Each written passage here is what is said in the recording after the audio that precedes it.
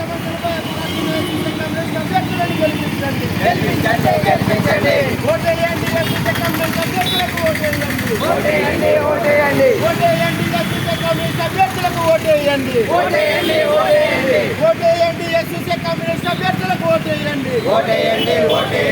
ప్రజా సమస్యలపై నిరంతరం పోరాటం ఎస్సీ కమ్యూనిస్ట్ అభ్యర్థులకు ఓటేయండి.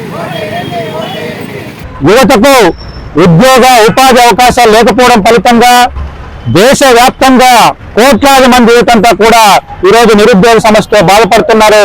చాలా మంది ఆత్మహత్యలు కూడా చేసుకుంటున్నారు.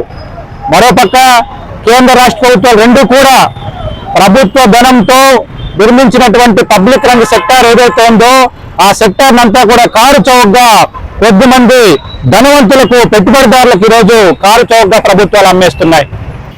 మిత్రులారా, నేడు 18వ లోక్సభకు ఈరోజు నుంచి కూడా రాష్ట్రంలో ఎన్నికల నోటిఫికేషన్ మొదలైంది. వివిధ రకాల పార్టీలన్నీ కూడా నేడు రకరకాల మభ్యపెట్టేటువంటి మేనిఫెస్టోలతో ఈరోజు ప్రజల ముందుకు వస్తూ ఉన్నారు.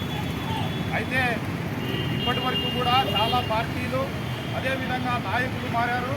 అయితే దేశంలో ఉన్నటువంటి ప్రజల పరిస్థితి నేడు ఎట్లా ఉందో మీరందరూ కూడా గమనించాలి.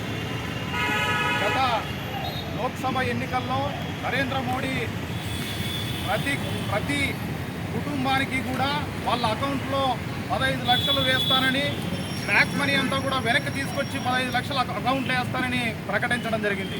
ఈరోజు 15 లక్షల రూపాయలు ఎవరి అకౌంట్లో పడినాయని ఈరోజు కేవలం ఈరోజు నల్లధనాన్నంతా కూడా ఈరోజు వాళ్ళ కింద పనిచేసేటువంటి వాళ్ళకి సర్వీస్ చేస్తున్నటువంటి అదానీ అంబానీలకు ఈరోజు వాళ్ళు సర్వీస్ చేస్తున్నారు తప్ప ఈరోజు నిజంగా ప్రజల కోసం ఈరోజు ఏమాత్రం చేయడం లేదు.